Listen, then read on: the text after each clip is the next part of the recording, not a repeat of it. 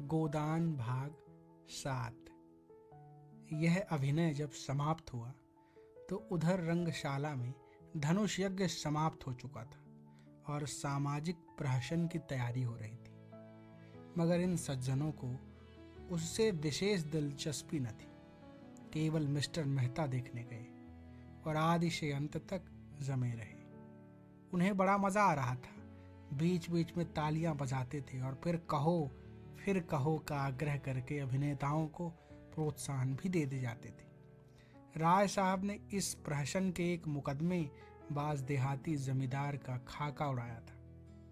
कहने को तो वो प्रहसन था, मगर करुणा से भरा हुआ। नायक का बात बात में कानून की धाराओं का उल्लेख करना, पत्नी पर केवल इसलिए मुकदमा दायर कर देना कि उसने भोजन तैयार करने में जरा सी देर कर दी, फिर वकीलों के नखरे और देहाती गवाहों की चालाकियां और झांसे, पहले गवाही के लिए चटपट तैयार हो जाना, मगर इजलास पर तलवी के समय खूब मनावन कराना और नाना प्रकार की गरमाइशें करके उल्लू बनाना। ये सभी दृश्य देखकर लोग हंसी के मारे लौट जाते थे। सबसे सुंदर वह दृश्य था जिसमें वकील गवाहों को उनके बयान रटा रहा था।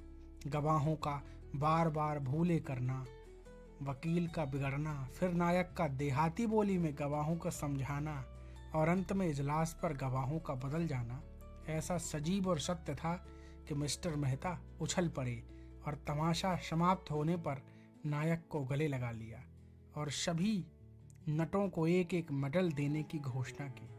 राय साहब के प्रति उनके मन में श्रद्धा के भाव जाग उठे। राय साहब स्टेज के पीछे ड्रामे का संचालन कर रहे थे। मेहता दौड़कर उनके गले लिपट गए और मुग्ध होकर बोले, आपकी दृष्टि इतनी पैनी है, इसका मुझे अनुमान न था। दूसरे दिन जलपान के बाद शिकार का प्रोग्राम था। वहीं किसी नदी के तट पर बाग में भोजन बने, खूब जल क्रीड़ा की जाए और शाम को लोग घर आवें, देहाती जीवन का आनंद उठाया जाए। जिन मेहमानों को विशेष काम था वह तो विदा हो गए। केवल वे ही लोग बचे जिनकी राय साहब से घनिष्ठता मिसेस खन्ना के सिर में दर्द था, न जा सकी और संपादक जी इस मंडली से जले हुए थे और इनके विरुद्ध एक लेख माला निकालकर इनकी खबर लेने के विचार से मग्न थे। सब के सब छटे हुए गुंडे हैं, हराम के पैसे उड़ाते हैं और मूंछों पर ताव देते हैं। दुनिया में क्या हो रहा है इन्हें क्या खबर, इनके पड़ोस में कौन मर रहा है इन्हें क्या परवाह। इन्हें तो अपने भोग विलास से काम है। यह मेहता जो फिलॉसफर बना फिरता है, उसे यही धुन है कि जीवन को संपूर्ण बनाओ। महीने में 1000 मार लाते हो, तुम्हें अख्तियार है जीवन को संपूर्ण बनाओ या परिपूर्ण बनाओ। जिसको यह फिक्र दबाए डालती है कि लड़कों का ब्याह कैसे हो, या बीमार स्त्री के लिए वैद्य कैसे आए, या अब की घर का किराया किसके घर से आएगा, वह अपना जीवन कैसे संपूर्ण बनाए, छूटे साड़ बने दूसरों के खेत में मुंह मारते फिरते हो और समझते हो संसार में सब सुखी हैं। तुम्हारी आंखें तब खुलेंगी जब क्रांति होगी। तुमसे कहा जाएगा, बच्चा खेत में चलकर हल जोतो, तब देखें तुम्हारा जीवन कैसे संपूर्ण होता है। और वह जो है मालती, जो 72 घाटों का पानी पीकर भी मिस बनी फिरती है, शादी नहीं करेगी। इससे जीवन बंधन में पड़ जाता है और बंधन में जीवन का पूरा विकास नहीं होता। बस जीवन का विकास इसी में है कि दुनिया को लूटे जाओ और निर्द्वंद विलास किए जाओ। सारे बंधन तोड़ दो, धर्म और समाज को गोली मारो, जीवन कर्तव्यों को पास न फटकने दो और बस तुम्हारा जीवन संपूर्ण हो गया। इससे ज्यादा आसान और क्या होगा। माँ बाप से नहीं पड़ती, उन्हें धता बताओ, शादी मत करो, यह बंधन है, बच्चे होंगे, यह मोह पाश है, मगर टैक्स क्यों देते हो। कानून भी तो बंधन है, उसे क्यों नहीं तोड़ते, उससे क्यों कन्नी काटते हो। जानते हो ना कि कानून की जरा सी भी अवज्ञा की और बेड़ियां पड़ जाएंगी। बस वही बंधन तोड़ो जिसमें अपने भोग लिप्सा में बाधा नहीं पड़ती। रस्सी को सांप बनाकर पीटो और 30 मार खा बनो। जीते सांप के पास जाओ, जाओ ही क्यों, वह फुफकार भी मारेगा तो लहरें आने लगेगी। उसे आते देखो तो दुम दबा कर भागो, यह तुम्हारा संपूर्ण जीवन है। 8 बजे शिकार पार्टी चली। खन्ना ने कभी शिकार न खेला था। बंदूक की आवाज से कांपते थे, लेकिन विश मालती जा रही थी। वह कैसे रुक सकते थे। मिस्टर तनखा को अभी तक इलेक्शन के विषय में बातचीत करने का अवसर न मिला था। शायद वहां वह अवसर मिल जाए। राय साहब अपने इलाके में बहुत दिनों से नहीं गए थे। वहां का रंग ढंग देखना चाहते थे। कभी कभी इलाके में आने जाने से आदमियों से एक संबंध भी तो हो जाता है और रौब भी रहता है। कारकुन और प्यादे की सचेत रहते थे। मिर्जा खुर्शीद को जीवन के नए अनुभव प्राप्त करने का शौक था, विशेषकर ऐसे जिनमें कुछ साहस दिखाना पड़े। मिस मालती अकेले कैसे रहती, उन्हें तो रसिकों का जमघट चाहिए। केवल मिस्टर मेहता शिकार खेलने के सच्चे उत्साह से जा रहे थे। राय साहब की इच्छा तो थी कि भोजन की सामग्री, रसोइया कहाँ, खिदमतगार सब साथ चले, लेकिन मिस्टर मेहता ने इसका विरोध किया। खन्ना ने कहा, आखिर वहां भोजन करेंगे या भूखों मरेंगे। मेहता ने जवाब दिया, भोजन क्यों न करेंगे, लेकिन आज हम लोग खुद अपना सारा काम करेंगे। देखना तो चाहिए कि नौकरों के बगैर हम जिंदा रह सकते हैं या नहीं। मिस मालती पकाएंगी और हम लोग खाएंगे। देहातों में हड्डियां और पत्तल मिल ही जाते हैं और ईंधन की कोई कमी नहीं। शिकार हम करेंगे ही। मालती ने गिला किया, क्षमा कीजिए, आपने रात मेरी कलाई इतने जोर से पकड़ी कि अभी तक दर्द हो रहा है। काम तो हम लोग करेंगे, आप केवल बताती जाइएगा। मिर्जा खुर्शीद बोले, अजी आप लोग तमाशा देखते रहिएगा, मैं सारा इंतजाम कर दूंगा। बात ही कौन सी है, जंगल में हांडी और बर्तन ढूंढना हिमाकत है। हिरन का शिकार कीजिए, भूनिए खाइए और वहीं दरख्त के साए में खर्राटे लीजिए। यही प्रस्ताव स्वीकृत हुआ। 2 मोटरें चली। एक मिस मालती ड्राइव कर रही थी, दूसरी खुद राय साहब। कोई 20-25 मील पर पहाड़ी प्रांत शुरू हो गया। दोनों तरफ ऊंची पर्वतमाला दौड़ी चली आ रही थी। सड़क की पेचदार होती जाती थी। कुछ दूर की चढ़ाई के बाद एकाएक ढाल आ गया और मोटर बेग से नीचे की ओर चली। दूर से नदी का पाट नजर आया। किसी रोगी की भांति दुर्बल निष्पंद कगार पर एक घने बटवृक्ष की छाया में कारें रोक दी गई और लोग उतरे। यह सलाह हुई कि 2-2 की टोली बने और शिकार खेलकर 12 बजे तक यहाँ आ जाएं। मिस मालती मेहता के साथ चलने को तैयार हो गई। खन्ना मन में ऐंठ कर रह गए। जिस विचार से आए थे उसमें जैसे पंचर हो गया। अगर जानते मालती दगा देंगी तो घर लौट जाते, लेकिन राय साहब का साथ उतना रोचक न होते हुए भी बुरा न था। उनसे बहुत सी मामले की बातें करनी थी। खुर्शीद और तनखा बच रहे। उनकी टोली बनी बनाई थी। तीनों टोलियां एक एक तरफ चल दी। कुछ दूर तक पथरीली पगडंडी पर मेहता के साथ चलने के बाद मालती ने कहा, तुम तो चले ही जाते हो, जरा दम लेने दो। मेहता मुस्कुराए, अभी तो हम 1 मील भी नहीं आए। अभी से थक गई? थकी नहीं, लेकिन क्यों ना जरा दम ले लो। जब तक कोई शिकार हाथ ना आ जाए हमें आराम करने का अधिकार नहीं है। मैं शिकार खेलने नहीं आई थी, मेहता ने अनजान बनकर कहा। अच्छा, यह मैं न जानता था। फिर क्या करने आई थी? अब तुमसे क्या बताऊं। हिरनों का एक झुंड चरता हुआ नजर आया। दोनों एक चट्टान की आड़ में छिप गए और निशाना बांधकर गोली चलाई। निशाना खाली गया। झुंड भाग निकला और मालती ने पूछा, अब? कुछ नहीं, चलो फिर कोई शिकार मिलेगा। दोनों कुछ देर तक चुपचाप चलते रहे। फिर मालती ने जरा रुक कर कहा कि गर्मी के मारे बुरा हाल हो रहा है, आओ इस वृक्ष के नीचे बैठ जाएं। अभी नहीं, तुम बैठना चाहती हो तो बैठो, मैं तो नहीं बैठता। बड़े निर्दयी हो तुम, सच कहती हो। जब तक कोई शिकार न मिल जाए मैं बैठ नहीं सकता। तब तो तुम मुझे मार ही डालोगे। अच्छा बताओ, रात तुमने मुझसे इतना क्यों सताया?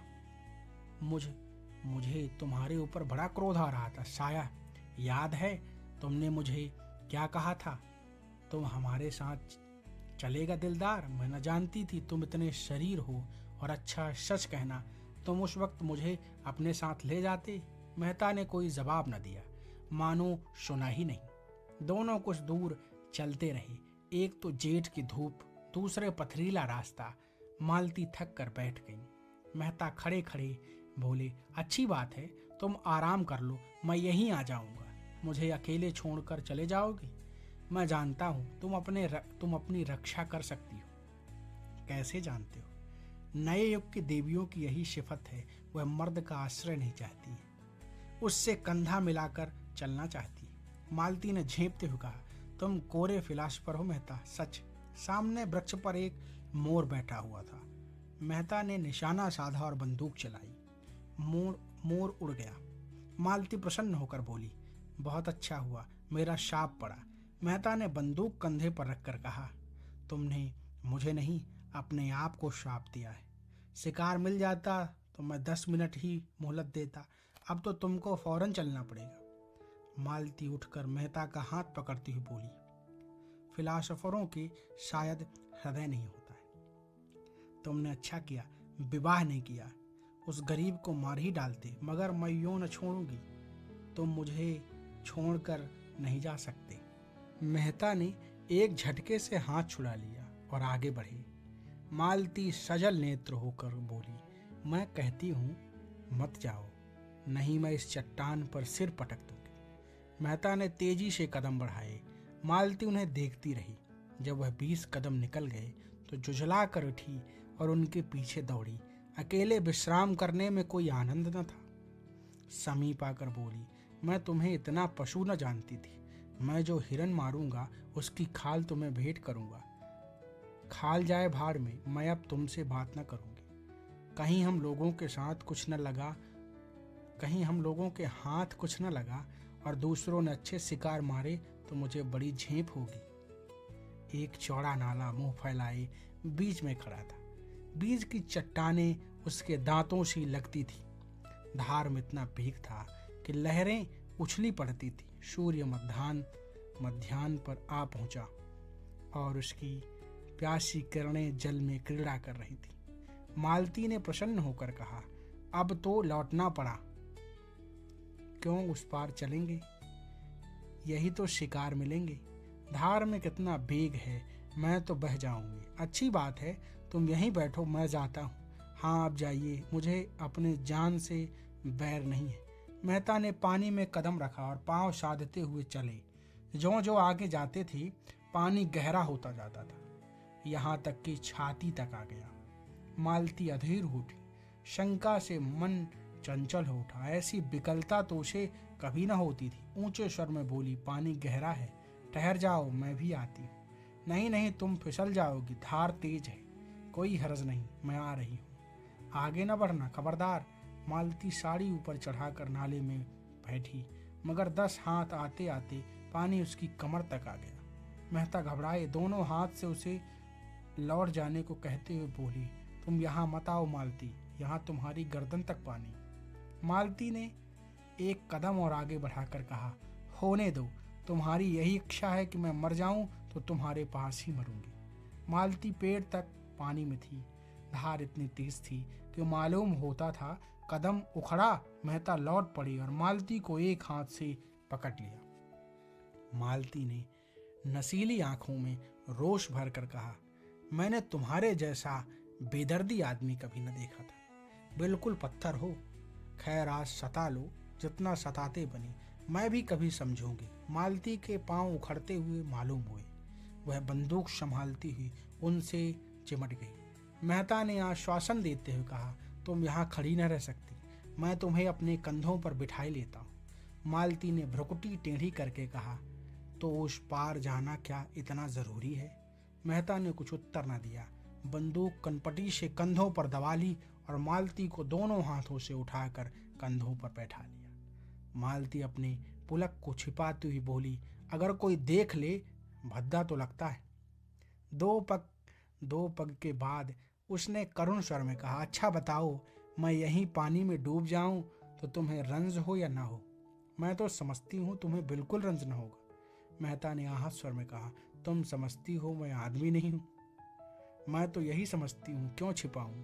सच कहती हो मालती, तुम क्या समझते हो मैं कभी बतलाऊंगा। पानी मेहता की गर्दन तक आ गया, कहीं अगला कदम उठाते ही सिर तक ना आ जाए। मालती का हृदय धक धक करने लगा। बोली मेहता, ईश्वर के लिए अब आगे मत जाओ, नहीं मैं पानी में कूद पड़ूंगी। उस संकट में मालती को ईश्वर याद आया, जिसका वह मजाक उड़ाया करती थी। जानती थी ईश्वर कहीं बैठा नहीं है जो आकर उन्हें उबार लेगा, लेकिन मन को जिस अवलंब और शक्ति की जरूरत थी वह और कहाँ मिल सकती थी। पानी कम होने लगा था। मालती ने प्रसन्न होकर कहा, अब तुम मुझे उतार दो। नहीं नहीं, चुपचाप बैठी रहो, कहीं आगे कोई गड्ढा मिल जाए। तुम समझते होगे यह कितनी स्वार्थीन है, मुझे इसकी मजदूरी दे देना। मालती के मन में गुदगुदी हुई, क्या मजदूरी लोगे?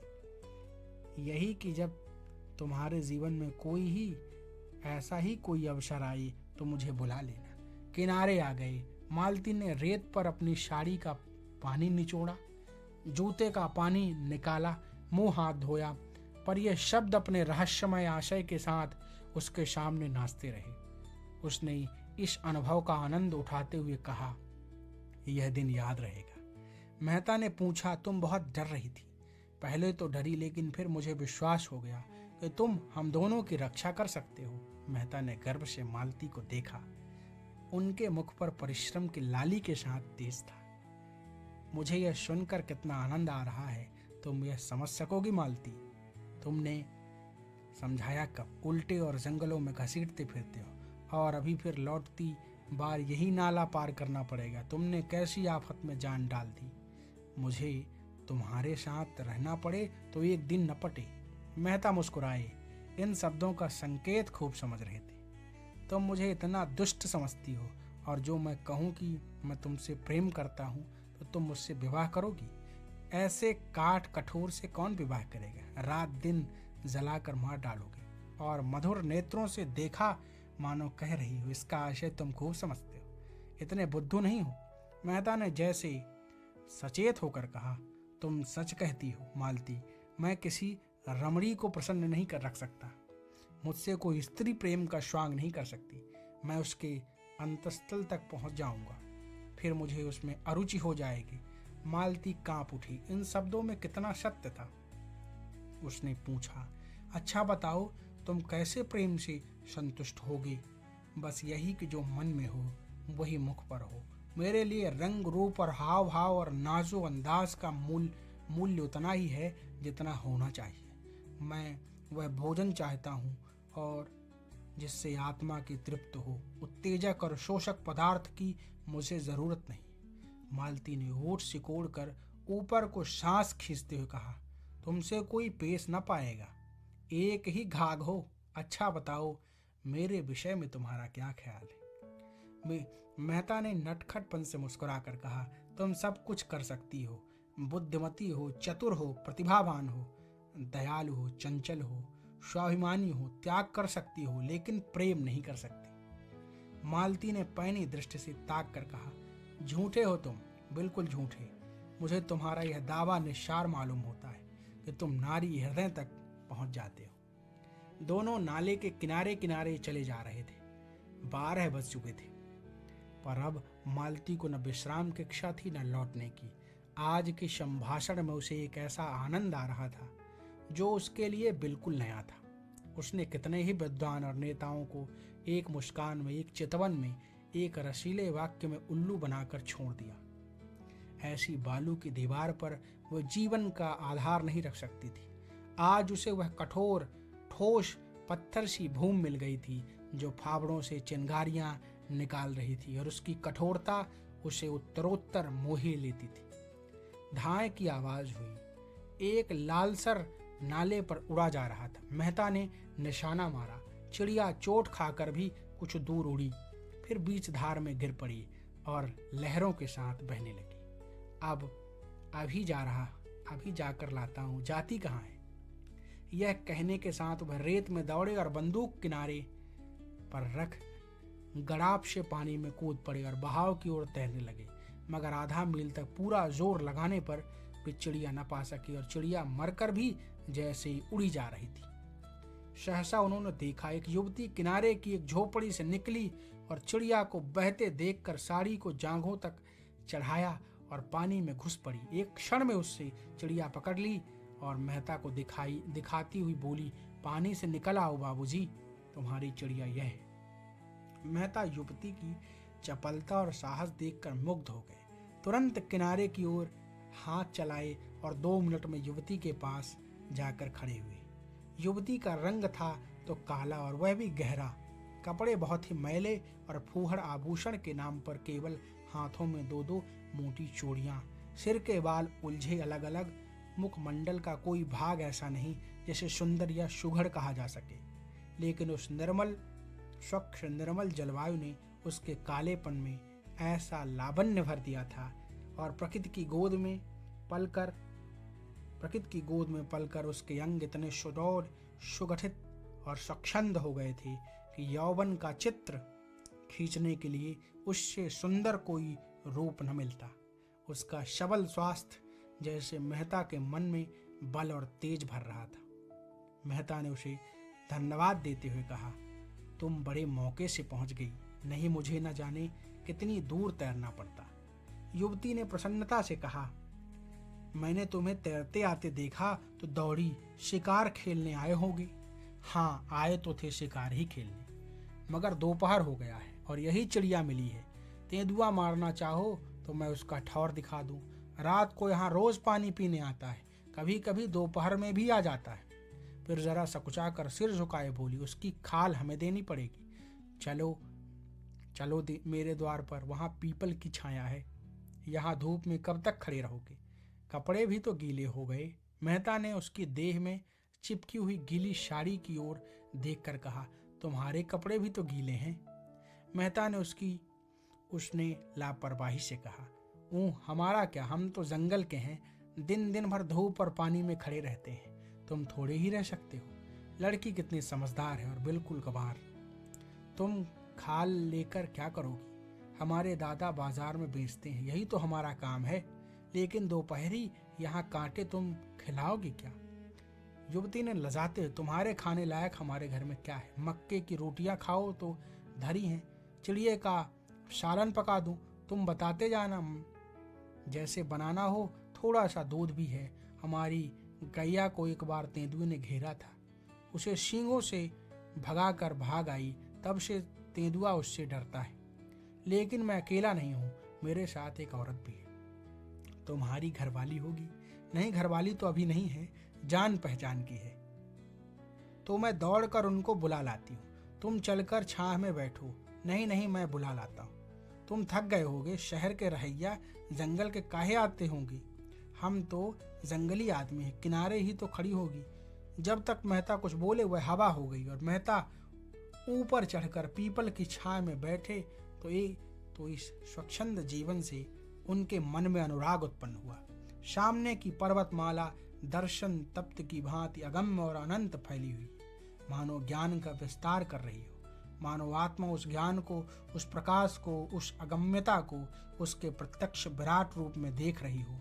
दूर के एक बहुत ऊंचे शिखर पर एक छोटा सा मंदिर था, जो उस अगम्यता में बुद्धि की भांति ऊंचा पर खोया हुआ सा खड़ा था। मानो वहां तक पर मारकर पक्षी विश्राम लेना चाहता है और कहीं स्थान नहीं पाता। मेहता इन्हीं विचारों में डूबे हुए थे। युवती मिस मालती को साथ लिए आ पहुंची। एक वन पुष्प की भांति धूप में खिली हुई, दूसरी गमले के फूल की भांति धूप में मुरझाई और निर्जीव। मालती ने बेदिली के साथ कहा, पीपल की छाया बहुत अच्छी लग रही है। क्यों? और यहाँ भूख के मारे प्राण निकले जा रहे हैं। युवती 2 बड़े बड़े मटके उठा लाई और बोली, तुम जब तक यहीं बैठो, मैं अभी दौड़कर पानी लाती हूँ, फिर चूल्हा जला दूंगी और मेरे हाथ का खाओ तो मैं एक क्षण में बाटियां सेक दूंगी। नहीं, अपने आप सेक लेना। हाँ, गेहूं का आटा मेरे घर में नहीं है और यहाँ कहीं कोई दुकान भी नहीं है कि ला दूं। मालती को मेहता पर क्रोध आ रहा था। बोली, तुम यहाँ क्यों आकर पड़े रहे हो? मेहता ने चढ़ाते हुए कहा, एक दिन जरा जीवन का आनंद भी तो उठाओ। देखो मक्के की रोटियों में कितना स्वाद है। मुझसे मक्के की रोटियां खाई ही न जाएंगी। इसी तरह निगल भी जाऊं तो हजम न होंगी। तुम्हारे साथ आकर मैं बहुत पछता रही हूँ। रास्ते भर दौड़ा के मार डाला और अब यहाँ लाकर पटक दिया। मेहता ने कपड़े उतार दिए और केवल एक नीला जांघिया पहने हुए बैठे थे। युवती को मटके ले जाते देखा तो उसके हाथ से मटके छीन लिए और कुएं पर पानी भरने चले। दर्शन के गहरे अध्ययन में भी उन्होंने अपने स्वास्थ्य की रक्षा की थी और दोनों मटके लेकर चलते हुए उनकी मांसल और चौड़ी छाती और मछलीदार जांघें किसी यूनानी प्रतिमा के सुगठित अंगों की भांति उनके पुरुषार्थ का परिचय दे रही थी। युवती उन्हें पानी खींचते हुए अनुराग भरी आंखों से देख रही थी। वह अब उसकी दया के पात्र नहीं, श्रद्धा के पात्र हो गए। कुआं बहुत गहरा था, कोई 60 हाथ मटके भारी थे और मेहता कसरत का अभ्यास करते रहने पर भी एक मटका खींचते खींचते शिथिल हो गए। युवती ने दौड़कर उनके हाथ से रस्सी छीन ली और बोली, तुमसे न खींचेगा, तुम जाकर खाट पर बैठो, मैं खींचे लेती हूँ। मेहता अपने पुरुषत्व का यह अपमान न सह सके। रस्सी उसके हाथ से फिर ले ली और जोर मारकर एक क्षण में दूसरा मटका भी खींच लिया और दोनों हाथों में दोनों मटके लिए आकर झोपड़ी के द्वार पर खड़े हो गए।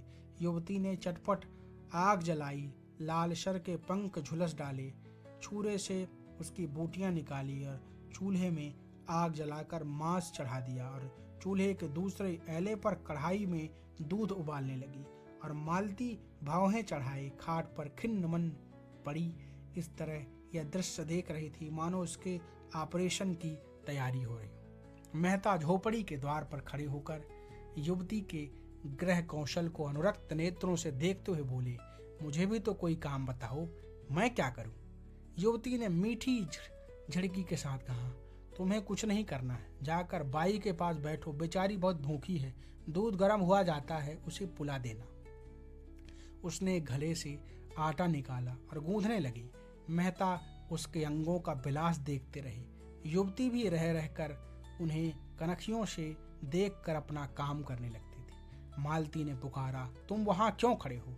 मेरे सिर में जोर का दर्द हो रहा है, आधा सिर ऐसा फटा पड़ता है जैसे गिर जाएगा। मेहता ने आकर कहा, मालूम होता है धूप लग गई है।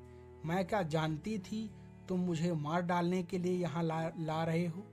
तुम्हारे साथ कोई दवा भी तो नहीं है क्या? मैं किसी मरीज को देखने आ रही थी जो दवा लेकर चलती। मेरा एक दवाओं का बक्स है, वह शेमरी में है। उफ, सिर फटा जाता है। मेहता ने उसके सिर की ओर जमीन पर बैठकर धीरे धीरे उसका सिर सहलाना शुरू किया। मालती ने आंखें बंद कर ली। युवती हाथों में आटा भरे, सिर के बाल बिखेरे, आंखें धुएं से लाल और सजल सारी देह पसीने में तर, जिससे उसका उभरा हुआ वक्ष साफ झलक रहा था, आकर खड़ी हो गई और मालती को आंखें बंद किए पड़ी देखकर बोली, बाई को क्या हो गया है? मेहता बोली, सिर में बड़ा दर्द है। पूरे सिर में है कि आधे में? आधे में बतलाती है। दाईं ओर है कि बाईं ओर है? बाईं ओर। मैं अभी दौड़कर एक दवा लाती हूँ, घिस कर लगाते ही अच्छा हो जाएगा। तुम इस धूप में कहाँ जाओगी? युवती ने सुना ही नहीं और बेग से एक ओर जाकर पहाड़ियों में छिप गई। कोई आधा घंटे बाद मेहता ने उसे ऊंची पहाड़ी पर चढ़ते देखा। दूर से बिल्कुल गुड़िया सी लग रही थी। मन में सोचा, इस जंगली छोकरी में सेवा का कितना भाव और कितना व्यवहारिक ज्ञान है। लू और धूप में आसमान पर चढ़ी चली जा रही है। मालती ने आंखें खोलकर देखा।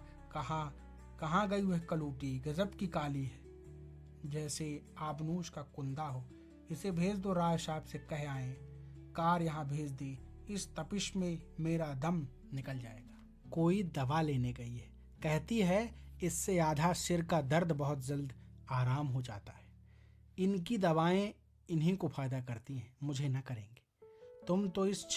तुम तो इस छोकरी पर लट्टू हो गए हो। कितने छिछोरे हो, जैसी रूह वैसे फरिश्ते। मेहता को कटु सत्य कहने में संकोच न होता था। कुछ बातें तो उसमें ऐसी हैं कि अगर तुम में होती तो तुम सचमुच देवी हो जाती। उसकी खूबियां उसे मुबारक, मुझे देवी बनने की इच्छा नहीं।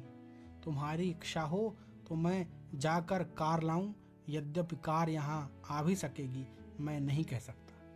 उस कलूटी को क्यों नहीं भेज देते?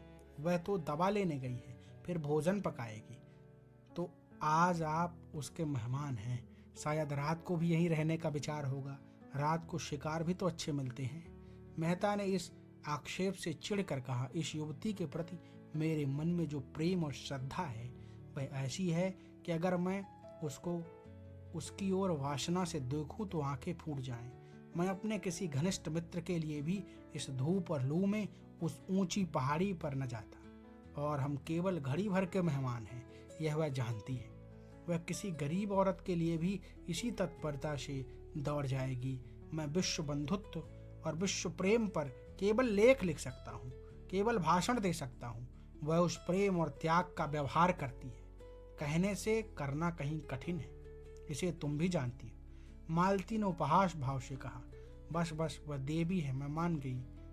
उसके वक्ष में उभार है, नितंबों में भारीपन है। देवी होने के लिए और क्या चाहिए। मेहता तिलमिला उठे, तुरंत उठे और कपड़े पहने जो सूख गए थे, बंदूक उठाई और चलने को तैयार हुए। मालती ने फुकार मारी, तुम नहीं जा सकते मुझे अकेली छोड़कर। तब कौन जाएगा, वही तुम्हारी देवी। मेहता हतबुद्धि से खड़े थे। नारी पुरुष पर कितनी आसानी से विजय पा सकती है, इसका आज उन्हें जीवन में पहला अनुभव हुआ। वह दौड़ती हाँफती चली आ रही थी, वही कलूटी युवती, हाथ में एक झाट लिए हुई। समीप आकर मेहता को कहीं जाने को तैयार देखकर बोली, मैं वह जड़ी खोज लाई, अभी घिसकर लगाती हूँ। लेकिन तुम कहाँ जा रहे हो? मांस तो पक गया होगा, मैं रोटियां सेक देती हूँ, 2-1 खा लेना। बाई दूध पी लेगी, ठंडा हो जाए तो चले जाना।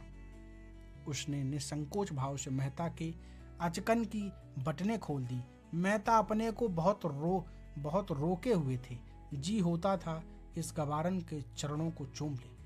मालती ने कहा, अपने दवाई रहने दे। नदी के किनारे बरगद के नीचे हमारी मोटर कार खड़ी है, वहां और लोग होंगे, उनसे कहना कार यहाँ लाएं। दौड़ी हुई जा।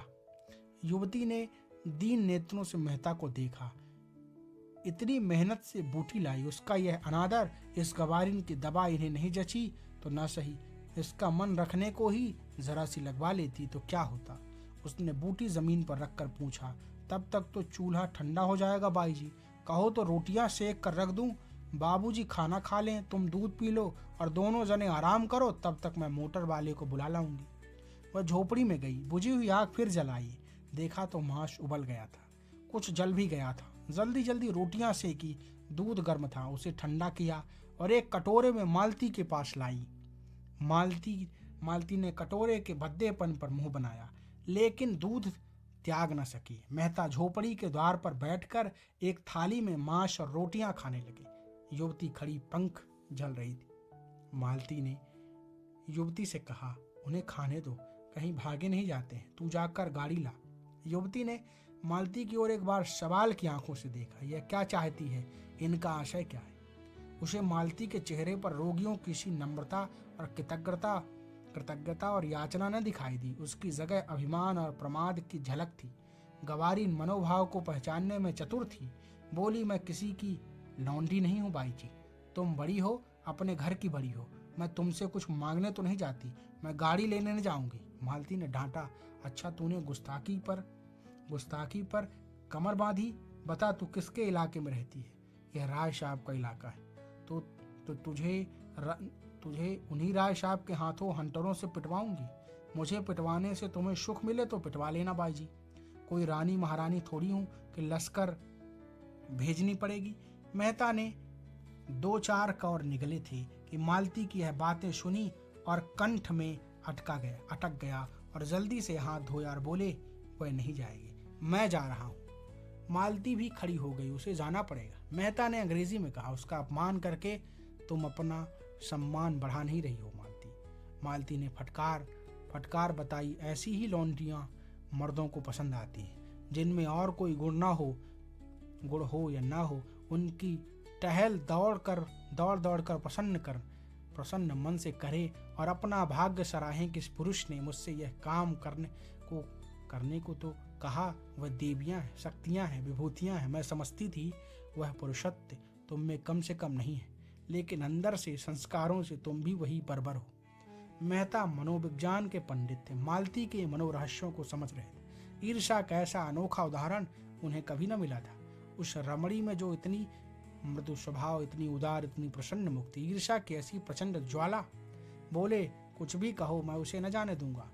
उसकी सेवाओं और कृपाओं का यह पुरस्कार देकर मैं अपने नजरों में नीच नहीं बन सकता। मेहता के स्वर में कुछ ऐसा तेज था कि मालती धीरे से उठी और चलने को तैयार हो गई। उसने जल कर कहा, अच्छा तो मैं ही जाती हूँ, तुम उसके चरणों की पूजा करके पीछे आना। मालती 2-3 कदम चली गई तो मेहता ने युवती से कहा, अब मुझे आज्ञा दो बहन, तुम्हारा यह नेह, तुम्हारी यह निस्वार्थ सेवा हमेशा याद रहेगी। युवती ने दोनों हाथों से सजल नेत्र होकर उन्हें प्रणाम किया और झोपड़ी के अंदर चली गई। दूसरी टोली राय साहब और खन्ना की थी। राय साहब तो अपने उसी रेशमी कुर्ते और रेशमी चादर में थे, मगर खन्ना ने शिकारी सूट डांटा था, जो शायद आज ही के लिए बनवाया गया था, क्योंकि खन्ना को आसामियों के शिकार से इतनी फुर्सत कहाँ थी कि जानवरों का शिकार करते।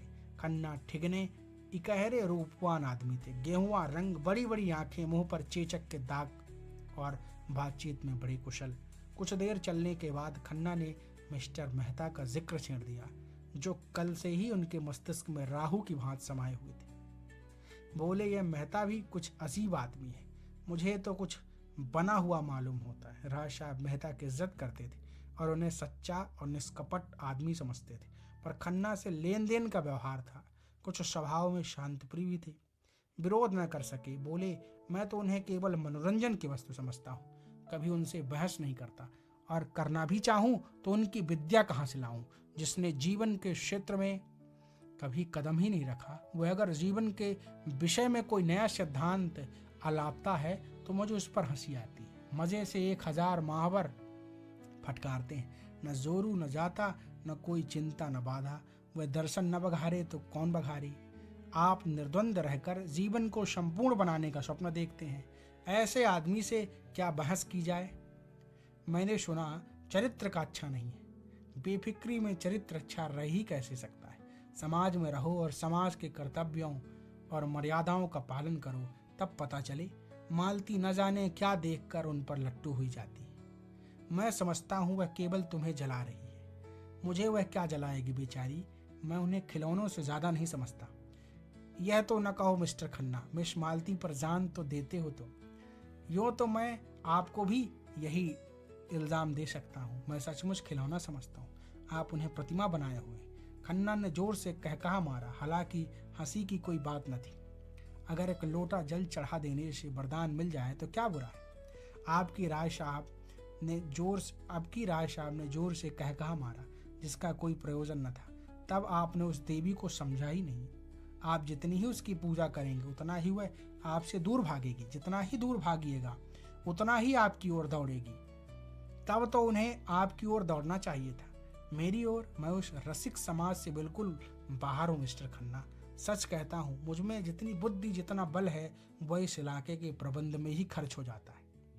घर के जितने प्राणी हैं सभी अपने अपने धुन में मस्त, कोई उपासना में, कोई विषय वासना में, कोई काहों मगन, और इन सब अजगरों को भक्ष देना मेरा काम है, कर्तव्य है। मेरे बहुत से ताल्लुकेदार भाई भोग विलास करते हैं, यह मैं जानता हूँ, मगर वह लोग घर फूंक कर तमाशा देखते हैं। कर्ज का बोझ सिर पर लदा जा रहा है, रोज डिग्रियां हो रही हैं, जिससे लेते हैं उसे देना नहीं जानते, चारों तरफ बदनाम। मैं तो ऐसी जिंदगी से मर जाना अच्छा समझता हूँ। मालूम नहीं किस संस्कार से मेरी आत्मा में जरा सी जान बाकी रह गई, जो मुझे देश और समाज के बंधन में बांधे हुई। सत्याग्रह आंदोलन छिड़ा, मेरे सारे भाई शराब कबाब में मस्त थे। मैं अपने को न रोक सका, जेल गया और लाखों रुपए की जेरबारी उठाई, और अभी तक उसका ताबान दे रहा हूँ। मुझे उसका पछतावा नहीं, बिल्कुल नहीं, मुझे उसका गर्व है। और मैं उस आदमी को आदमी नहीं समझता जो देश और समाज की भलाई के लिए उद्योग न करे और बलिदान न करे। मुझे क्या यह अच्छा लगता है कि निर्जीव किसानों का रक्त चूसूं और अपने परिवार वालों की वासनाओं की तृप्ति के साधन जुटाऊं? मगर क्या करूं, जिस व्यवस्था में पला और जिया, उससे घृणा होने पर भी उसका मोह त्याग नहीं सकता।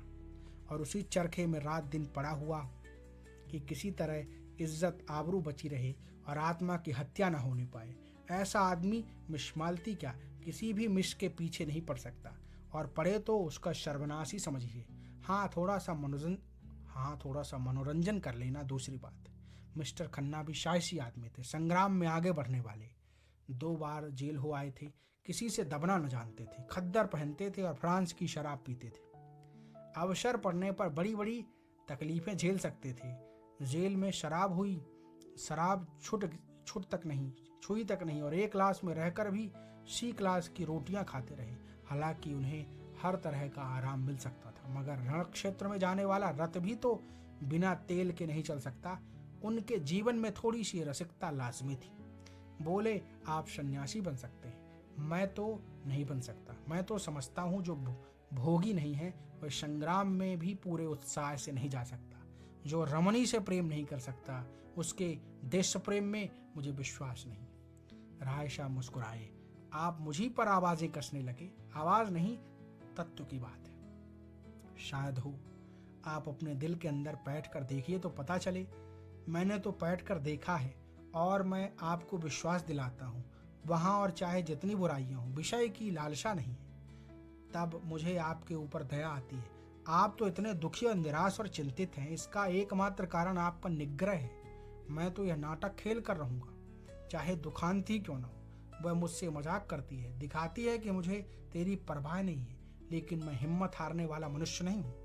मैं अब तक उसका मिजाज नहीं समझ पाया, कहाँ निशाना ठीक बैठेगा इसका निश्चय न कर सका।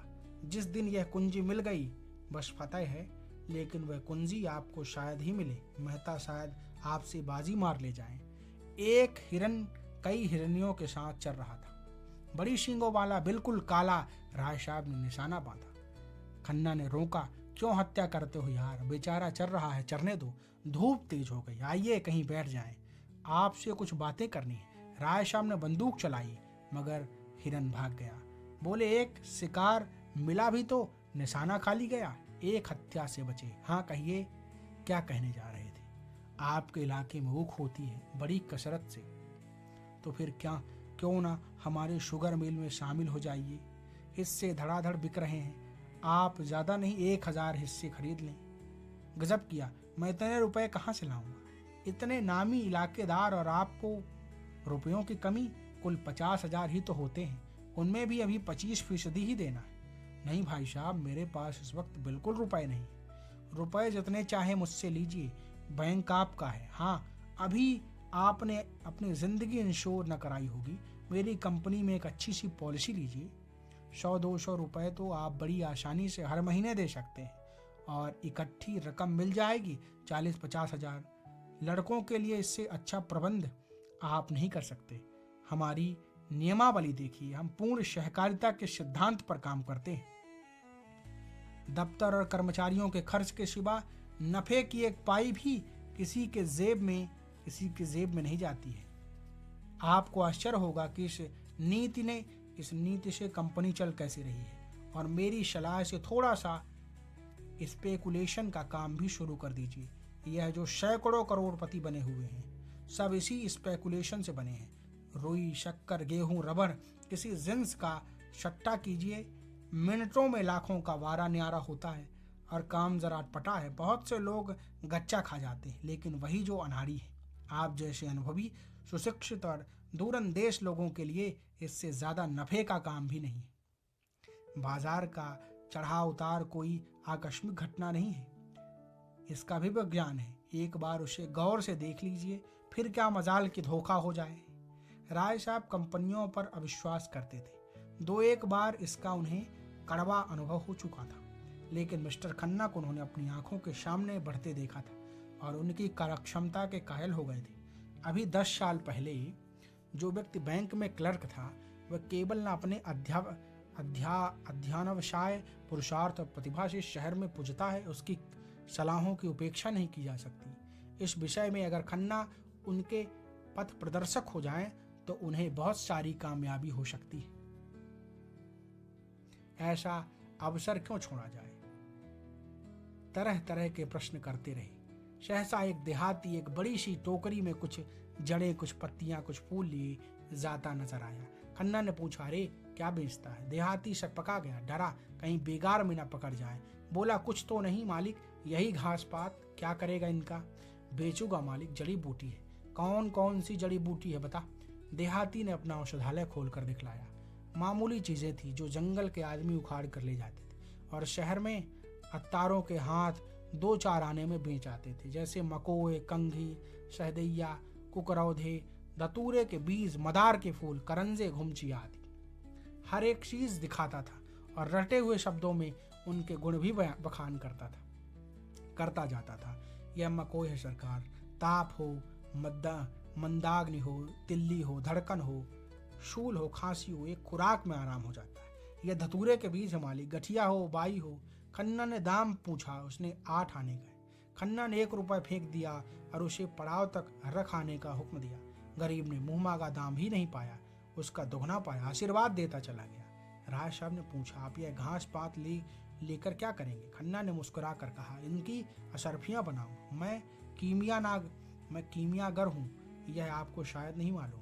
तो यार वह मंत्र हमें भी सिखा दीजिए। हाँ, शौक से मेरी शागिर्दी कीजिए। पहले सभा से लड्डू लाकर चढ़ाइए, तब बतलाऊंगा। बात यह है कि मेरा तरह तरह के आदमियों से साबका पड़ता है। कुछ ऐसे लोग भी आते हैं जो जड़ी बूटियों पर जान देते हैं। उनको इतना मालूम हो जाए कि यह किसी फकीर की दी हुई बूटी है, फिर आपकी खुशामद करेंगे, नाक रगड़ेंगे, और आप वह चीज़ उन्हें दे दें तो हमेशा के लिए आपके ऋणी हो जाएंगे। 1 रुपए में अगर 10-20 बुद्धुओं पर एहसान का नमदा कसा जा सके तो क्या बुरा है। जरा से एहसान में बड़े बड़े काम निकल जाते हैं। राय साहब ने कौतूहल से पूछा, मगर इन बूटियों के गुण आपको याद कैसे रहेंगे? खन्ना ने कहा मारा, आप भी राय साहब बड़े मजे की बात करते हैं। जिस बूटी में जो भी गुण चाहे बता दीजिए, वह आपकी लियाकत पर मुनहसर है। सेहत तो रुपए में 8 आने विश्वास से होती है। आप जो इन बड़े बड़े अफसरों को देखते हैं और इन लंबी पूंछ वाले विद्वानों को और इन रईसों को, ये सब अंधविश्वासी होते हैं। मैं तो वनस्पति शास्त्र के प्रोफेसर को जानता हूँ जो कुकरौंधे का नाम भी नहीं जानते। इन विद्वानों का मजाक तो हमारे स्वामी जी खूब उड़ाते हैं। आपको तो कभी उनके दर्शन न हुए होंगे। आप आएंगे तो उनसे मिलवाऊंगा। जब से मेरे बगीचे में ठहरे हैं, रात दिन लोगों का तांता लगा रहता है। माया तो उन्हें छू भी नहीं गई है। केवल एक बार दूध पीते हैं, ऐसा विद्वान महात्मा मैंने आज तक नहीं देखा है। न जाने कितने वर्ष हिमालय पर तप करते रहे, पूरे सिद्ध पुरुष हैं। आप उनसे अवश्य दीक्षा लीजिएगा। मुझे विश्वास है आपकी यह सारी कठिनाइयां छू मंतर हो जाएंगी। आपको देखते ही आपका भूत भविष्य सब कह सुनाएंगे। ऐसे प्रसन्न मुख हैं कि देखते ही मन खिल उठता है। ताजुब तो यह है कि खुद इतने बड़े महात्मा हैं, मगर संन्यास और त्याग, मंदिर और मठ, संप्रदाय और पंथी, इन सब को ढोंग कहते हैं, पाखंड कहते हैं। रूढ़ियों के बंधन को तोड़ो और मनुष्य बनो। देवता बनने का ख्याल छोड़ो, देवता बनकर तुम मनुष्य न रहोगे। राय साहब के मन में शंका हुई। महात्माओं में उन्हें भी वह विश्वास था जो प्रभुता वालों में आमतौर पर होता है। दुखी प्राणी को आत्मचेतन में जो शांति मिलती है, उसके लिए वह भी लालायित रहते हैं। जब आर्थिक कठिनाइयों से निराश हो जाते हैं, मन में आता है संसार से मुंह मोड़ कर एकांत में जा बैठें और मोक्ष की चिंता करें। संसार के बंधनों को वह भी साधारण मनुष्यों की भांति आत्मोन्नति के मार्ग की बाधाएं समझते थे और इनसे दूर हो जाना ही उनके जीवन का भी आदर्श था। लेकिन संन्यास और त्याग के बिना बंधनों को तोड़ने का और क्या उपाय है? लेकिन जब वह संन्यास को ढोंग कहते हैं तो खुद क्यों संन्यास लिया है? उन्होंने संन्यास कब लिया है? साहब, वह तो कहते हैं आदमी को अंत तक काम करते रहना चाहिए। विचार स्वातंत्र उनके उपदेशों का तत्व है। मेरी समझ में कुछ नहीं आ रहा है। विचार स्वातंत्र का आशय क्या है? समझ में तो मेरे भी कुछ नहीं आया। अब की आइए तो उनसे बातें हों। वह प्रेम को जीवन का सत्य कहते हैं और उसकी ऐसी सुंदर व्याख्या करते हैं कि मन मुग्ध हो जाता है। विष मालती को उनसे मिलाया या नहीं? आप भी दिल लगी करते हैं। मालती को भला इनसे क्या मिलाता? वाक्य पूरा ना हुआ था कि सामने झाड़ी में सरसराहट की आवाज़ सुनकर चौंक पड़े और प्राण रक्षा की प्रेरणा से राय साहब के पीछे आ गए। झाड़ी में से एक तेंदुआ निकला और मंद गति से सामने की ओर चला। राय साहब ने बंदूक उठाई और निशाना बांधना चाहते थे कि खन्ना ने कहा, यह क्या करते हैं आप, खामखा उसे छेड़ रहे हैं, कहीं लौट पड़े तो। लौट क्या पड़ेगा, वहीं ढेर हो जाएगा। तो मुझे उस टीले पर चढ़ जाने दीजिए, मैं शिकार का ऐसा शौकीन नहीं हूँ। तब क्या शिकार खेलने चली थी, शामत और क्या। राय साहब ने बंदूक नीचे कर ली। बड़ा अच्छा शिकार निकल गया, ऐसे अवसर कम मिलते हैं।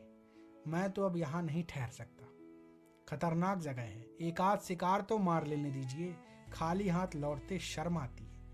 आप मुझे कृपया करके कार के पास पहुंचा दीजिए, फिर चाहे तेंदुए का शिकार कीजिए या चीते का। आप बड़े डरपोक हैं मिस्टर खन्ना, सच। व्यर्थ में अपने जान खतरे में डालना बहादुरी नहीं है। अच्छा तो आप खुशी से लौट सकते, अकेला, रास्ता बिल्कुल साफ है। जी नहीं, आपको मेरे साथ चलना पड़ेगा। राय साहब ने बहुत समझाया मगर खन्ना ने एक न मानी। मारे भय के उनका चेहरा पीला पड़ गया था। उस वक्त अगर झाड़ी में से एक गिलहरी भी निकल आती तो वह चीख मारकर गिर पड़ते। बोटी बोटी कांप रही थी, पसीने से तर हो गए थे। राय साहब को लाचार होकर उनके साथ लौटना पड़ा।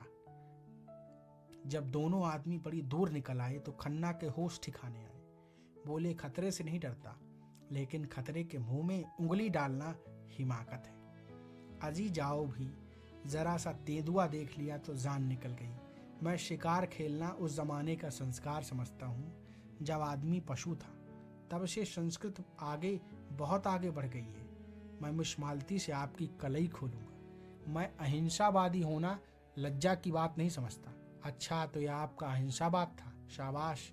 खन्ना ने गर्व से कहा, जी हाँ, यह मेरा अहिंसावाद था। आप बुद्ध और शंकर के नाम पर गर्व करते हैं और पशुओं की हत्याएं करते हैं।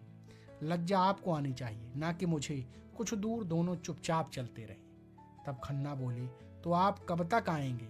मैं चाहता हूँ आप पॉलिसी का फॉर्म आज ही भर दें और शक्कर के हिस्सों का भी। मेरे पास दोनों फॉर्म मौजूद हैं। राय साहब ने चिंतित स्वर में कहा, जरा सोच लेने दीजिए, इसमें सोचने की जरूरत नहीं है। तीसरी टोली मिर्जा खुर्शीद और मिस्टर तनखा की थी। मिर्जा खुर्शीद के लिए भूत और भविष्य सादे कागज की भांति था। वह वर्तमान में रहते थे, न भूत का पछतावा था न भविष्य की चिंता। जो कुछ सामने आ जाता था उसमें जी जान से लग जाते थे। मित्रों की मंडली में वह विनोद के पुतले थे।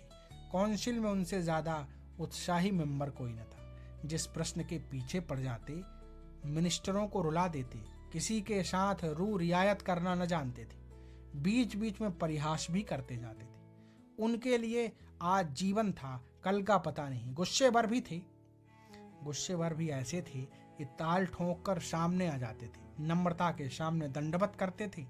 लेकिन जहां किसी ने शान दिखाई और यह हाथ धोकर उसके पीछे पड़े, ना अपना लेना याद रखते थे न दूसरों का देना। शौक था शायरी का और शराब का, औरत केवल मनोरंजन की वस्तु थी। बहुत दिन हुए हृदय का दिवाला निकाल चुके थे। मिस्टर तनखा दांव पेच के आदमी थे। सौदा पटाने में, मामला सुलझाने में, अड़ंगा लगाने में, बालू से तेल निकालने में, गला दबाने में, दुम झाड़ कर निकल जाने में बड़े सिद्धहस्त। कहिए रेत में नाव चला दे, पत्थर पर दूब उगा दे, ताल्लुकेदारों को महाजनों से कर्जा दिलाना, नई कंपनियां खोलना, चुनाव के अवसर पर उम्मीदवार खड़े करना, यही उनका व्यवसाय था। खासकर चुनाव के समय उनकी तकदीर चमकती थी। किसी पोढ़े उम्मीदवार को खड़ा करते, दिलो जान से उसका काम करते और 10-20 हजार बना लेते। जब कांग्रेस का जोर था तो कांग्रेस के उम्मीदवार के सहायक थे। जब सांप्रदायिक दल का जोर हुआ तो हिंदू सभा की ओर से काम करने लगे। मगर इस उलटफेर के समर्थन के लिए उनके पास ऐसी दलीलें थीं कि कोई उंगली न दिखा सकता था। शहर के सभी रईस, सभी हुक्काम, सभी अमीरों से उनका याराना था। दिल में चाहे लोग उनकी नीति पसंद करें, पर वह स्वभाव के इतने नम्र थे कि कोई मुंह पर कुछ नहीं कह सकता था। मिर्जा खुर्शीद ने रुमाल से माथे का पसीना पोंछकर कहा, आज तो शिकार खेलने के लायक दिन नहीं है, आज तो कोई मुशायरा होना चाहिए था। वकील ने समर्थन किया, जी हाँ, वही बाग में वहीं बहार रहेगी। थोड़ी देर के बाद मिस्टर तनखा ने मामले की बात छीनी। अब की चुनाव में बड़े बड़े गुल खिलेंगे, आपके लिए भी मुश्किल है। मिर्जा विरक्त मन से बोले, अब की मैं खड़ा ही ना हूँगा। तनखा ने पूछा, क्यों?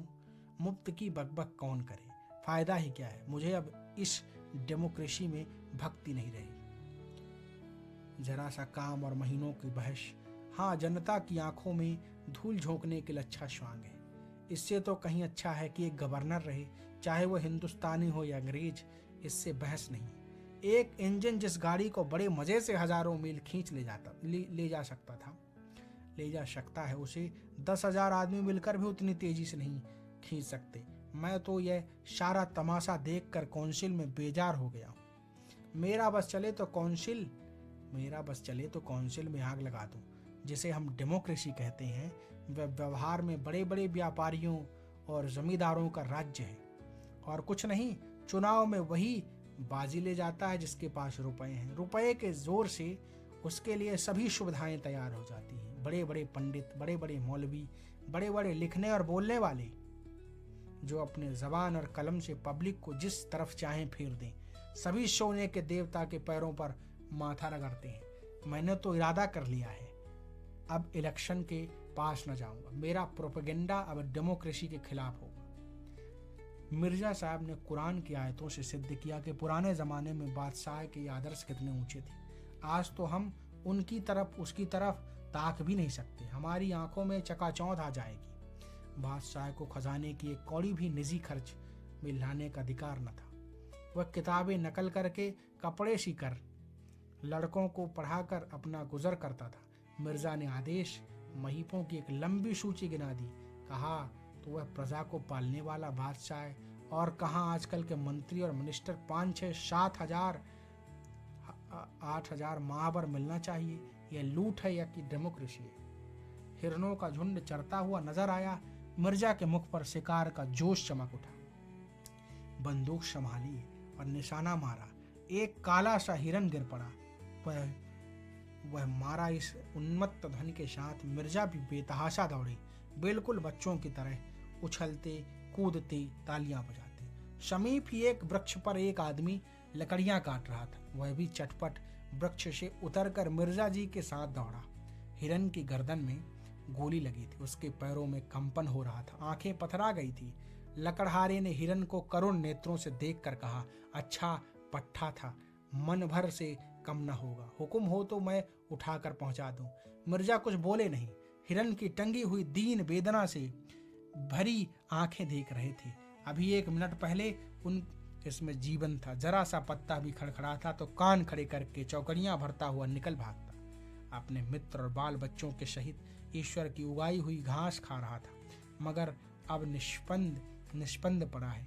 इसकी खाल उधेड़ लो, उसकी बोटियां कर डालो, उसका कीमा बना लो, उसे खबर भी नहीं होगी। उसके क्रीड़ा में, जीवन में जो आकर्षण था, जो आनंद था, वह क्या इस निर्जीव शव में है? कितनी सुंदर गठन थी, कितनी प्यारी आंखें, कितनी मनोहर छवि। उसकी छलांगे हृदय में आनंद की तरंगे पैदा कर देती थी। उसकी चौकड़ियों के साथ हमारा मन भी चौकड़ियां भरने लगता था। उसकी फूर्त जीवन सा बिखेरती चलती थी, जैसे फूल सुगंध बिखेरता है। लेकिन अब उसे देखकर ग्लानि होती है। लकड़हारे ने पूछा, कहाँ पहुंचाना होगा मालिक? मुझे भी 2-4 पैसे दे देना। मिर्जा जी जैसे ध्यान से चौंक पड़े, बोले, अच्छा उठा ले, कहाँ चलेगा? जहाँ हुक्म हो मालिक। नहीं, जहाँ तेरी इच्छा हो वहाँ ले जा, मैं तुझे दे देता हूँ। लकड़हारे ने मिर्जा की ओर कौतूहल से देखा, कानों पर विश्वास न आया। अरे नहीं मालिक, हुजूर ने शिकार किया है तो हम कैसे खा लें? नहीं, मैं खुशी से कहता हूँ, तुम इसे ले जाओ। तुम्हारा घर यहाँ से कितनी दूर है? कोई आधा कोस होगा मालिक। तो मैं भी तुम्हारे साथ चलूंगा, देखूंगा तुम्हारे बाल बच्चे कैसे खुश होते। ऐसे तो मैं न ले जाऊंगा सरकार। आप इतनी दूर से आए, इस कड़ी धूप में शिकार किया, और मैं कैसे उठा ले जाऊं? उठा, देर न कर, मुझे मालूम हो गया है तू भला आदमी है। लकड़हारे ने डरते डरते रह रहकर मिर्जा जी के मुख की ओर सशंक नेत्रों से देखते हुए, कहीं बिगड़ न जाए हिरन को उठाया। सहसा उसने हिरन को छोड़ दिया और खड़ा होकर बोला, मैं समझ गया मालिक, हुजूर ने इसकी हलाली नहीं की। मिर्जा जी ने हंस कर कहा, बस बस तूने खूब समझा, अब उठा ले और घर चल। मिर्जा जी धर्म के इतने पाबंद न थे। 10 साल से उन्होंने नमाज न पढ़ी थी। 2 महीने में एक दिन व्रत रख लेते थे, बिल्कुल निराहार निर्जल। मगर लकड़हारे को इस ख्याल से जो संतोष हुआ कि हिरन अब इन लोगों के लिए अखाद्य हो गया है, उसे फीका न करना चाहते थे। लकड़हारे के हल्के मन से हिरन को गर्दन पर रख लिया और घर की ओर चला। तनखा अभी तक तटस्थ थे, तटस्थ से वहीं पेड़ के नीचे खड़े थे। धूप में हिरन के पास जाने का कष्ट क्यों उठाते, कुछ समझ में ना आ रहा था कि मामला क्या है। लेकिन जब लकड़हारे को उल्टी दिशा में जाते देखा तो आकर मिर्जा से बोले, आप उधर कहाँ जा रहे हैं हजरत, क्या रास्ता भूल गए हैं? मिर्जा ने अपराधी भाव से मुस्कुरा कर कहा, मैंने शिकार इस गरीब आदमी को दे दिया, अब जरा इसके घर चल रहा हूँ, आप भी आइए ना। तनखा ने मिर्जा को कौतूहल के दृष्टि से देखा और बोले, आप अपने होश में हैं या नहीं? कह नहीं सकता, मुझे खुद नहीं मालूम। शिकार इसे क्यों दे दिया? इसलिए कि उसे पाकर इसे जितनी खुशी होगी मुझे या आपको ना होगी। तनखा खिसिया कर बोले, जाइए, सोचा था खूब कबाब उड़ाएंगे, सो आपने सारा मजाक किरकिरा कर दिया। राय साहब अब मेहता कुछ न कुछ लाएंगे ही, कोई गम नहीं। मैं इस इलेक्शन के बारे में कुछ अर्ज करना चाहता हूँ। आप नहीं खड़ा होना चाहते ना सही, आपकी जैसी मर्जी, लेकिन आपको इसमें क्या तामुल है? जो लोग खड़े हो रहे हैं उनसे इसकी अच्छी कीमत वसूल की जाए। मैं आपसे सिर्फ इतना चाहता हूँ कि आप किसी पर यह भेद न खुलने दें कि आप नहीं खड़े हो रहे हैं। सिर्फ इतनी मेहरबानी कीजिए मेरे साथ। ख्वाजा जमाल ताहिर इसी शहर से खड़े हो रहे हैं। रईसों के वोट तो 16 आने उनकी तरफ ही है, वो काम भी उनके मददगार हैं। फिर भी पब्लिक पर आपका जो असर है, इससे उनकी कोर दब रही है।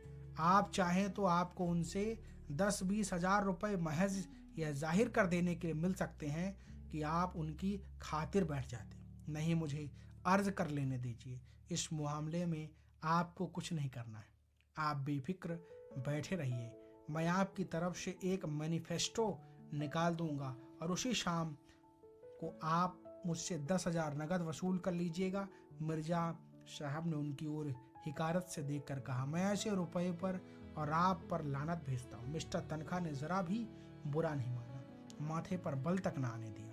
मुझ पर जितनी लानत चाहे भेजें, मगर रुपए पर लानत भेजकर आप अपना ही नुकसान कर रहे हैं। मैं ऐसी रकम को हराम समझता हूँ। आप शरीयत के इतने पाबंद तो नहीं हैं। लूट की कमाई को हराम समझने के लिए शरअ का पाबंद होने की ज़रूरत नहीं है। तो इस मामले में क्या आप फैसला तब्दील नहीं कर सकते? जी नहीं, अच्छी बात है, इसे जाने दीजिए। किसी बीमा कंपनी के डायरेक्टर बनने में तो आपको कोई एतराज़ नहीं है। आपको कंपनी का हिस्सा भी न खरीदना पड़ेगा, आप सिर्फ अपना नाम दे दीजिएगा। जी नहीं, मुझे यह भी मंजूर नहीं है। मैं कई कंपनियों का डायरेक्टर, कई का मैनेजिंग एजेंट, कई का चेयरमैन था। दौलत मेरे पांव चूमती थी। मैं जानता हूँ दौलत से आराम और तकल्लुफ में कितने सामान जमा किए जा सकते हैं, मगर यह भी जानता हूँ कि दौलत इंसान को कितना खुदगर्ज बना देती है, कितना ऐश पसंद, कितना मक्कार, कितना बेगैरत। वकील साहब को फिर कोई प्रस्ताव करने का साहस न हुआ। मिर्जा जी की बुद्धि और प्रभाव में उनका जो विश्वास था वह बहुत कम हो गया। उनके लिए धन ही सब कुछ था, और ऐसे आदमी से जो लक्ष्मी को ठोकर मारता हो, उनका कोई मेल न हो सकता था। लकड़हारा हिरन को कंधे पर रखे लपका चला जा रहा था। मिर्जा ने भी कदम बढ़ाया, पर स्थूल काय तनखा पीछे रह गए। उन्होंने पुकारा, जरा सुनिए मिर्जा जी, आप तो भागे जा रहे हैं। मिर्जा जी ने बिना रुके हुए जवाब दिया, वह गरीब बोझ लिए इतनी तेजी से चला जा रहा है, हम क्या अपना बदन लेकर भी उसके बराबर नहीं चल सकते? लकड़हारे ने हिरन को एक ठूंठ पर उतार कर रख दिया था, दम लेने लगा था। मिर्जा साहब ने आकर पूछा, थक गए क्यों? लकड़हारे ने सकुचाते हुए कहा, बहुत भारी है सरकार। तो लाओ कुछ दूर मैं ले चलूं। लकड़हारा हंसा। मिर्जा डील डॉल से उसके कहीं ऊंचे और मोटे ताजे थे, फिर भी वह दुबला पतला आदमी उनकी इस बात पर हंसा। मिर्जा जी पर जैसे चाबुक पड़ गया। तुम हंसे क्यों? क्या तुम समझते हो मैं इसे नहीं उठा सकता? लकड़हारे ने मानो क्षमा मांगी। सरकार, आप बड़े आदमी हैं, बोझ उठाना तो हम जैसे मजदूरों का ही काम है। मैं तुम्हारा दोगुना जो हूँ, इससे क्या होता है मालिक? मिर्जा जी का पुरुषत्व अपना और अपमान न सह सका। उन्होंने बढ़कर हिरन को गर्दन पर उठा लिया और चली, मगर मुश्किल से 50 कदम चले होंगे कि गर्दन फटने लगी, पांव थरथराने लगे और आंखों में तितलियां उठने लगी। कलेजा मजबूत किया और एक 20 कदम और चले। कमबख्त कहाँ रह गया, जैसे लाश में शीशा भर दिया गया हो। जरा मिस्टर तनखा की गर्दन पर रख दूं तो मजा आए, मशक की तरह जो फूले चलते हैं। जरा इसका मजा भी देखें, लेकिन बोझा उतारें कैसे? दोनों अपने दिल में कहेंगे। बड़ी जवा मर्दी दिखाने चले थे। 50 कदम में ची बोल गए। लकड़हारे ने चुटकी ली। कहो मालिक, कैसे रंग ढंग है, बहुत हल्का है ना? मिर्जा जी को बोझ कुछ हल्का मालूम होने लगा। बोले, उतनी दूर तो ले ही जाऊंगा जितनी दूर तुम लाए हो। कई दिन गर्दन दुखेगी मालिक। तुम क्या समझते हो मैं यूं ही फूला हुआ हूं? नहीं मालिक, अब तो ऐसा नहीं समझता। मुदा आप हैरान न हो, वह चट्टान है, उस पर उतार दीजिए। मैं अभी इसे इतनी ही दूर और ले जा सकता हूँ, मगर यह अच्छा तो नहीं लगता कि मैं ठाला चलूं और आप लदे रहें। मिर्जा साहब ने चट्टान पर हिरन को उतार कर रख दिया। वकील साहब आ पहुंचे। मिर्जा ने दाना फेंका। अब आपको भी कुछ दूर ले चलना पड़ेगा जनाब। वकील साहब की नज़रों में अब मिर्जा जी का कोई महत्व न था। बोले, मुआफ कीजिए, मुझे अपनी पहलवानी का दावा नहीं है, बहुत भारी नहीं है सच। अजी रहने भी दीजिए। आप अगर इसे 100 कदम ले चले तो मैं वादा करता हूँ, आप मेरे सामने जो तजवीज़ रखेंगे मैं उसे मंजूर कर लूँगा। मैं इन चकमों में नहीं आता, मैं चकमा नहीं दे रहा हूँ। वल्लाह, आप जिस हल्के से कहेंगे खड़ा हो जाऊंगा। जब हुक्म देंगे बैठ जाऊंगा। जिस कंपनी का डायरेक्टर, मेंबर, मुनीम, कन्वेशर, जो कुछ कहिएगा बन जाऊंगा। बस 100 कदम ले चलिए। मेरी तो ऐसे ही दोस्तों से निभती है जो मौका पड़ने पर सब कुछ कर सकते हो। तनख्वाह का मन चुलबुला उठा। मिर्जा अपने कौल के पक्के हैं, इनमें कोई संदेह न था। हिरन ऐसा क्या बहुत भारी होगा?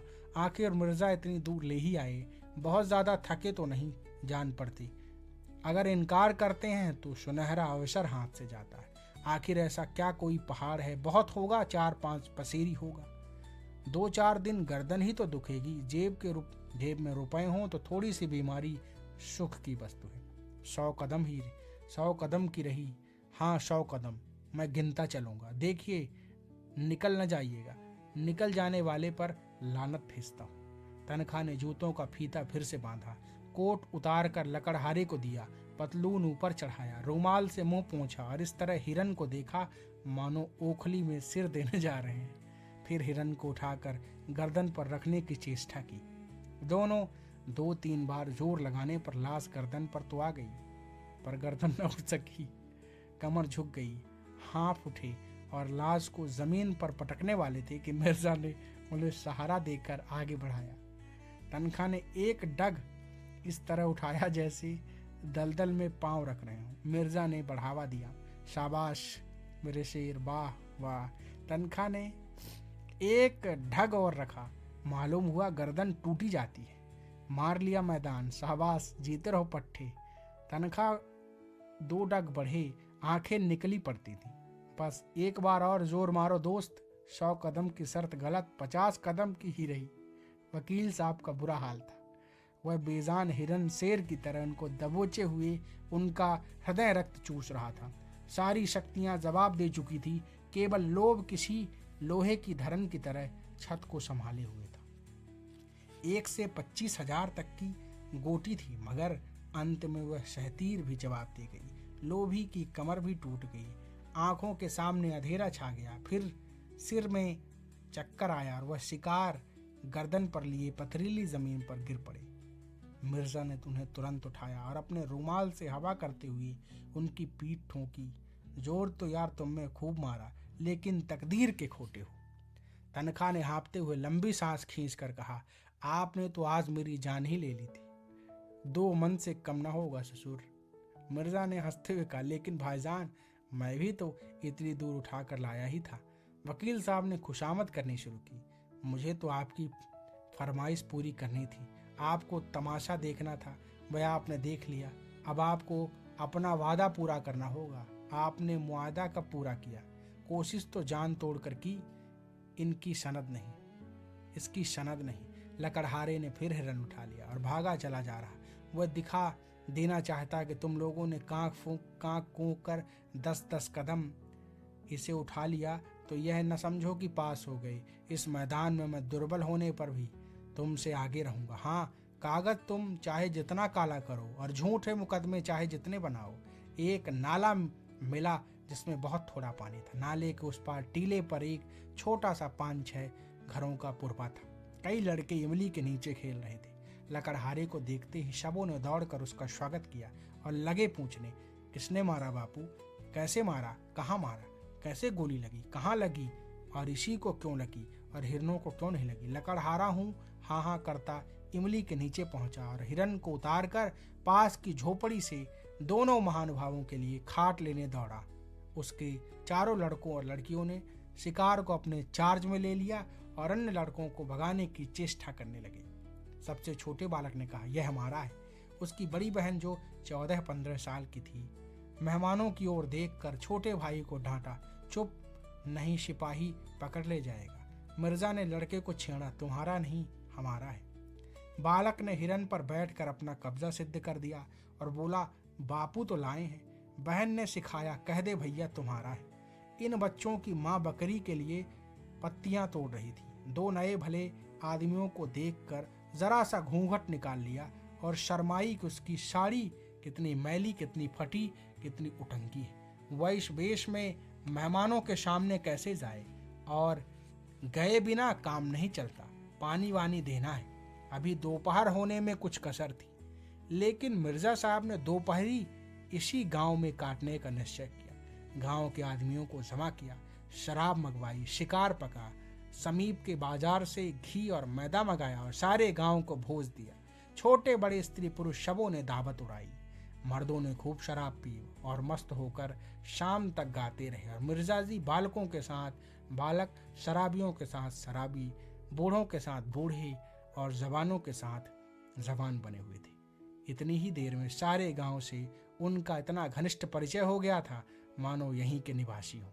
लड़के तो उन पर लदे पड़ते थे। कोई उनकी फुदनेदार टोपी सिर पर रख लेता, कोई उनकी राइफल कंधे पर रखकर अकड़ता हुआ चलता, कोई उनकी कलाई की घड़ी खोलकर अपने कलाई पर बांध लेता था।